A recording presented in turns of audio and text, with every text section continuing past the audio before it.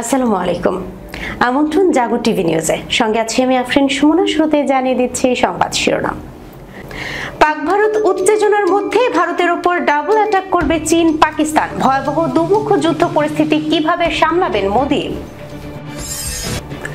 হুথিদের drone ও ক্ষেপণাস্ত্র থেকে বাঁচতে গিয়ে সাগরে ডুবল 810 কোটি মার্কিন যুদ্ধ বিমান। কাশ্মীরে ভারতের গোয়েন্দা ড্রোন ভূপাতিত করল পাকিস্তান সেনাবাহিনী। ভারতের গ্রাম 3 দিকেই ঘিরে রেখেছে পাকিস্তানের বাহিনী, আতঙ্কে কাঁপছে ভারতীয়রা।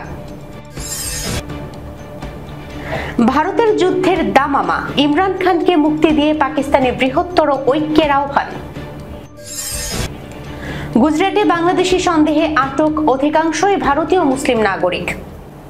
দর্শক, শিরোনামগুলো শুনছিলেন, এবার জানিয়ে দিচ্ছি বিস্তারিত। পাক ভারত উত্তেজনার মধ্যে ভারতের উপর চীন পাকিস্তানের ডাবল অ্যাটাক হতে পারে বলে দাবি করেছেন সমর বিশারদরা। নয়াদিল্লি যদি আক্রমণ করে বসে তবে চীনের সঙ্গেও যুদ্ধ করতে হতে পারে ভারতকে। পাক ভারত উত্তেজনার মধ্যেই চীনা প্রেসিডেন্ট শি জিনপিং এর সরকার ভারতের সঙ্গে সীমান্ত অঞ্চলগুলোতেও চাপ বাড়িয়ে চলেছে। বিশেষজ্ঞরা আশঙ্কা করছেন, পাকিস্তানের সঙ্গে যদি যুদ্ধ শুরু হয় তাহলে চীনের বাহিনী ভারতের উত্তরের সীমান্তে আরো সক্রিয় হয়ে উঠবে। এতে ভারতের জন্য তৈরি হতে পারে ভয়াবহ দুমুখ যুদ্ধ পরিস্থিতি। ভারতের উপর চীন পাকিস্তানের ডাবল অ্যাটাকের বিস্তারিত সিদ্দিকুর রহমানের প্রতিবেদনে।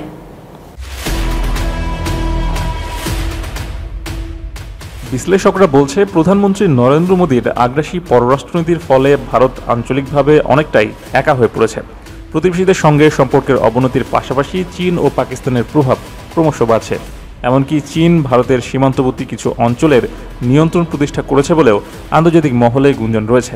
কাশ্মীর ইস্যুকে কেন্দ্র করে ভারত পাকিস্তানের মধ্যে যুদ্ধাবস্থা যখন ক্রমেই তীব্র হচ্ছে, তখন একপাশে দাঁড়িয়ে দৃশ্যপট পর্যবেক্ষণ করছে চীন।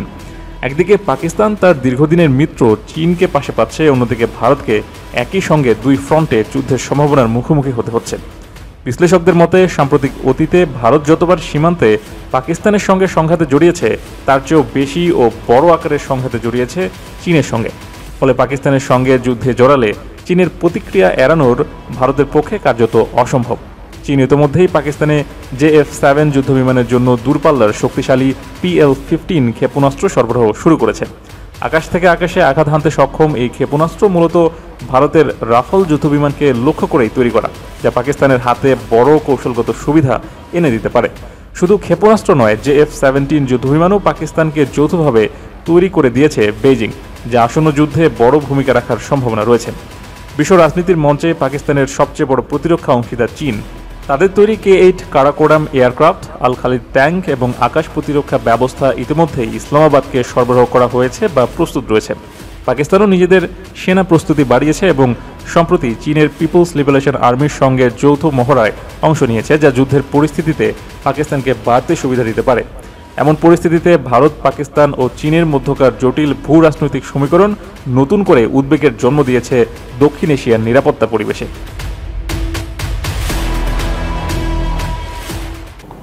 হুথিদের ক্ষেপণাস্ত্র থেকে বাঁচতে গিয়ে সাগরে ডুবল মার্কিন যুদ্ধবিমান। মার্কিন যুক্তরাষ্ট্রের একটি FA-18 সুপার হর্নেট যুদ্ধবিমান সাগরে পড়ে গেছে। বিমানটি টানার সময় নিয়ন্ত্রণ হারিয়ে USS হ্যারি এস ট্রুম্যান নামের বিমানবাহী রণতরী থেকে সোজা লোহিত সাগরে পড়ে যায়। এ যুদ্ধবিমানটির দাম 810 কোটি টাকারও বেশি। এ ঘটনায় একজন নাবিক আহত হয়েছেন। হুথি ও যুক্তরাষ্ট্র যুদ্ধের সর্বশেষ খবর জানাচ্ছেন সিদ্দিকুর রহমান।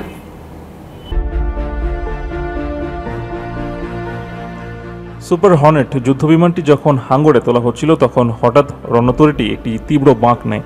সামরিক সূত্র বলছে, এই বাঁক নেওয়া ছিল ইয়েমেনের হুদি বিদ্রোহীদের হামলা এড়াতে। তারা ওই সময়ে ট্রুম্যানকে লক্ষ্য করে ড্রোন ও ক্ষেপণাস্ত্র ছুঁড়েছিল। ওই ভয়াবহ ঘটনায় সৌভাগ্যজনকভাবে সবাই নিরাপদে আছেন, শুধু একজন নাগরিক সামান্য আহত হয়েছেন। নৌবাহিনীর বিবৃতিতে বলা হয়েছে, বিমানটি যখন টানা হচ্ছিল তখন নিয়ন্ত্রণ হারিয়ে ফেলে এবং সঙ্গে থাকা ট্রাক্টরসহ সাগরে পড়ে যায়। কাছাকাছি থাকা নাবিকেরা দ্রুত নিরাপদ স্থানে সরে যান। বিমানবাহী রণতরী হ্যারি এস ট্রুম্যান বর্তমানে মধ্যপ্রাচ্যে মোতায়েন রয়েছে এবং ইরান সমর্থিত হুথিদের বিরুদ্ধে মার্কিন সামরিক অভিযানে অংশ হিসেবে কাজ করছে। হুথিরা ট্রুম্যানকে আগেও একাধিকবার টার্গেট করেছে। এমনকি ফেব্রুয়ারিতে এটি একটি বাণিজ্যিক জাহাজের সঙ্গে ধাক্কা খেয়েছিল।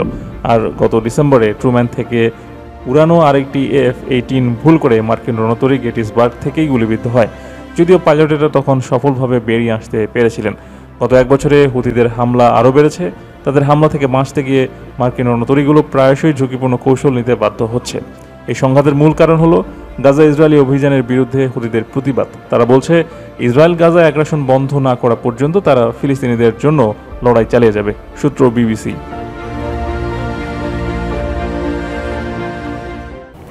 কাশ্মীরে লাইন অফ কন্ট্রোল বরাবর ভিমবার জেলার মানাওয়ার সেক্টরে আকাশ সীমা লঙ্ঘনকারী একটি ভারতীয় কোয়াডকপ্টার ভূপাতিত করেছে পাকিস্তান সেনাবাহিনী। মঙ্গলবার এই তথ্য নিশ্চিত করেছেন পাকিস্তানের নিরাপত্তা কর্মকর্তারা। মঙ্গলবার এক প্রতিবেদনে এ খবর দিয়েছে tribune.com PK। পাকিস্তানের নিরাপত্তা কর্মকর্তারা জানান, কোয়াডকপ্টারটি নজরদারি কার্যক্রম চালানোর চেষ্টা করছিল। বিস্তারিত ডেস্ক রিপোর্টে।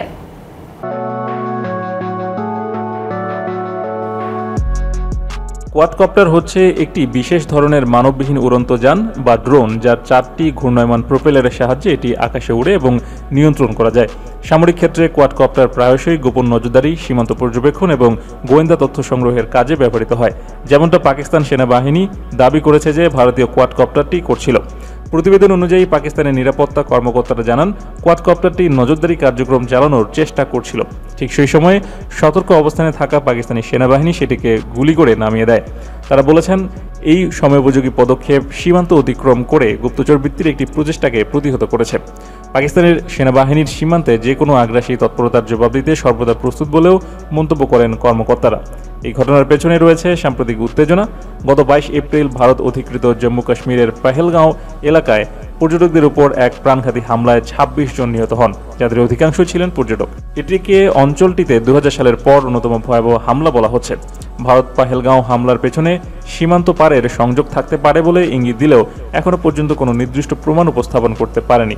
অন্যদিকে পাকিস্তান এসব অভিযোগ ভিত্তিহীন দাবি করে স্পষ্টভাবে অস্বীকার করেছে। পাকিস্তানের প্রধানমন্ত্রী শেহবাজ শরীফ ঘটনাটি নিরপেক্ষ ও আন্তর্জাতিক মানদণ্ডে তদন্তের আহ্বান জানিয়েছেন, যাতে সত্য উদ্ঘাটিত হয়। এই পরিস্থিতিতে কোয়াডকপ্টার ভূপাতিত করার ঘটনাকে দক্ষিণ এশিয়ার পারমাণবিক অস্ত্রধারী দুই প্রতিবেশী দেশের মধ্যে ক্রমবর্ধমান উত্তেজনার আরেকটি নজির হিসেবে দেখছেন বিশ্লেষকরা।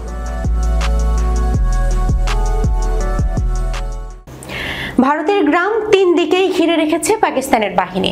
আতঙ্কে কাঁপছে ভারতীয়রা।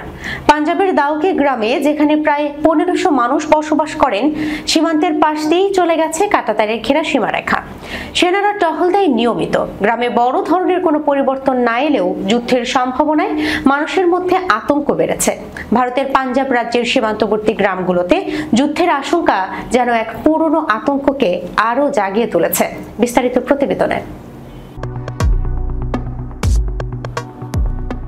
সেই ভয়াল দিনগুলোর স্মৃতিচারণ করে গ্রামের প্রবীণ বাসিন্দা হরদেব বলেন, 1971 আর 1999 সালের যুদ্ধের সময় আমরা নারীরা, শিশুরা, গবাদি পশু এবং বেশিরভাগ তরুণকে নিরাপদ স্থানে সরিয়ে নিয়েছিলাম। নিজেদের জমিনে কাজ করতে পারিনি। বাড়িঘর পাহারা দিতে কেবল গ্রামের বৃদ্ধরাই থাকতেন, যাতে লুটপাটের হাত থেকে রক্ষা পাওয়া যায়। হরদেব বলেন, কাশ্মীরে নিরীহ মানুষের ওপর হামলা অত্যন্ত দুঃখজনক, কিন্তু যুদ্ধ শুরু হলে দুই দেশই বহু বছর পিছিয়ে যাবে। মানবিক বিপর্যয় ভয়াবহ হবে। 38 বছর বয়সী গুরবিন্দর সিং স্মরণ করেন 1999 সালের কার্গিল যুদ্ধ।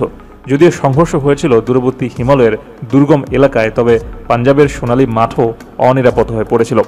গুরবিন্দর বলেন, আমাদের জমিতে মাইন পুঁতে দেওয়া হয়েছিল, ফলে আমরা মাঠে কাজ করতে পারিনি। তিনি আরও যোগ করে বলেন, আশা করি নেতাদের যুদ্ধকামিতার মন্তব্যগুলো বাস্তবে রূপ নেবে না। আমাদের গ্রাম যেন শান্তিতে থাকে। এখনও পর্যন্ত এলাকার পরিস্থিতি স্বাভাবিক। কাছাকাছি রাস্তাল গ্রামে বসবাস করেন প্রবীণ কৃষক সর্দার লাখা সিং। তার স্মৃতিতে এখনও ভেসে ওঠে সেই দিনগুলো, যখন কাঁটাতারের বেড়া ছিল না এবং কৃষকেরা অবাধে ওপারের জমিতে গবাদি পশু চড়াতে পারতেন। সেই মুক্ত সময়ের তুলনায় এখনকার পরিস্থিতি অনেকটাই বেশি থমথমে ও নিয়ন্ত্রিত। ভারতের যুদ্ধের দামামা, ইমরান খানকে মুক্তি দিয়ে পাকিস্তানের বৃহত্তর ঐক্যের আহ্বান। পেহেলগাঁওয়ে সাম্প্রতিক হামলার পর ভারত ও পাকিস্তানের মধ্যে উত্তেজনা এখন তুঙ্গে। কয়েকদিন ধরে সীমান্তে দফায় দফায় গোলাগুলির ঘটনাও ঘটেছে দু দেশের মধ্যে। পরিস্থিতি এমন দাঁড়িয়েছে যে কোনো সময় সংঘাতে জড়াতে পারে পাকিস্তান ও ভারত। দেশটির এমন জাতীয় ইস্যু এবং যুদ্ধ পরিস্থিতিতে কারাবন্দী সাবেক প্রধানমন্ত্রী ইমরান খানকে মুক্তি দেওয়ার দাবি করেছে পাকিস্তানের প্রধান বিরোধী দল পিটিআই। এছাড়া ইমরানকে রেখে সর্বদলীয় বৈঠক আয়োজনের দাবিও জানায় দলটি। মঙ্গলবার এই তথ্য জানিয়েছে সংবাদ মাধ্যম ডন। সংবাদ মাধ্যমটি বলছে, অবিলম্বে একটি সর্বদলীয় সম্মেলন আয়োজনের আহ্বান জানিয়েছে পিটিআই, যেখানে ইমরান খানের উপস্থিতি নিশ্চিত করার দাবি করেছে তারা। সোমবার পাকিস্তানের সিনেটে এই দাবি জানায় পিটিআই। দলটির পার্লামেন্টারি নেতা সিনেটর আলী জাফর বলেন, রাজনৈতিক মত পার্থক্য একপাশে রেখে এখন দেশের স্বার্থে ঐক্য জরুরি।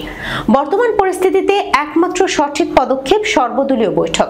ইমরান খান এমন বৈঠকে অংশ নিলে পাকিস্তান ঐক্যবদ্ধ বার্তা দেওয়া যাবে বিশ্বকে, আর এতে দেশের অবস্থান আরও শক্তিশালী হবে। এ সময়ে তিনি ভারতের প্রধানমন্ত্রী নরেন্দ্র মোদীর সরকারকে নাৎসি মানসিকতার সঙ্গে তুলনা করেছেন। তিনি বলেন, ভারত মিথ্যা অভিযোগে পাকিস্তানকে দোষারোপ করছে, অথচ পাকিস্তান নিজেই সন্ত্রাসবাদের শিকার। গুজরাটে বাংলাদেশি সন্দেহে আটক অধিকাংশই ভারতীয় মুসলিম নাগরিক। ভারত পাকিস্তান উত্তেজনায় গুজরাটে সম্প্রতি অবৈধ বাংলাদেশি শনাক্তকরণ অভিযানে রাজ্য পুলিশ এখন পর্যন্ত ৬৫০০-এর বেশি মানুষকে আটক করেছে, যাদের বেশিরভাগই ভারতীয় মুসলমান। রাজ্য পুলিশের ডিরেক্টর জেনারেল বিকাশ সহায় জানিয়েছেন, তাদের মধ্যে মাত্র ৪৫০ জনের বাংলাদেশি নাগরিকত্বের নথিপত্র দেখে নিশ্চিত হওয়া গেছে। বিস্তারিত প্রতিবেদনে। সোমবার সংবাদ সংস্থা পিটিআইকে বিকাশ সহায় বলেন, নথিভিত্তিক যাচাইয়ে এখনও পর্যন্ত ৪৫০ জনকে বাংলাদেশি হিসেবে শনাক্ত করা সম্ভব হয়েছে। বাকি যাদের আটক করা হয়েছে তাদের জিজ্ঞাসাবাদ চলছে। আমরা মনে করি আরও অনেককে চিহ্নিত করা সম্ভব হবে। শনিবার ভোররাত থেকে শুরু হওয়া এই অভিযান প্রথমে আহমেদাবাদ ও সুরাত শহরে চালানো হয়, পরে তা ছড়িয়ে পড়ে গোটা গুজরাটে। অবৈধ বাংলাদেশি সন্দেহে যাদের আটক করা হয়েছে তাদের মধ্যে অনেকেরই ভারতীয় পরিচয়পত্র রয়েছে। সুরাতের বাসিন্দা সুলতান মল্লিক, যিনি পশ্চিমবঙ্গের বীরভূম জেলার লাভপুরের বাসিন্দা এবং দীর্ঘ ৬ বছর ধরে সুরাতে এমব্রয়ডারির কাজ করেন, তাকেও বাংলাদেশি সন্দেহে আটক করে গুজরাট পুলিশ। বিবিসি বাংলাকে তার স্ত্রী শাহিনা বিবি বলেন, রাত ৩টায় পুলিশ আসে, আধার কার্ড দেখতে চায়, তারপর আমার স্বামী ও ২ ভাগ্নেকে নিয়ে যায়। তারা বলে কিছুক্ষণের মধ্যেই ফিরে আসবে, কিন্তু ৩ দিন পেরিয়ে গেল, তাদের কোনো খোঁজ খবর নেই। বিবিসির কাছে মিস্টার মল্লিকের ভারতীয় পাসপোর্ট ও ১৯৯৩ সালের জমির দলিলের কপি রয়েছে, যা তার ভারতীয় পরিচয় প্রমাণ করে। তবুও পুলিশ এখনও তাকে আদালতে হাজির করেনি, যা আইনের লঙ্ঘন। আহমেদাবাদের এক বিয়ের অনুষ্ঠানে বরযাত্রী হিসেবে আসা মিস ফারজানার আত্মীয়দেরও পুলিশ ধরে নিয়ে যায়। তাদের মধ্যে কেউই বাংলাদেশি নন, এমনকি বাংলা ভাষীও নন। ফারজানা বলেন, আমার ভাই আর ভাতিজা মহারাষ্ট্র থেকে এসেছিল। বাংলাদেশি সন্দেহে পুলিশ তাদের আটক করে। আমাদের কাছে সব নথি ছিল, তবুও সারাদিন না খেয়ে বসে থাকতে হয় ক্রাইম ব্রাঞ্চে।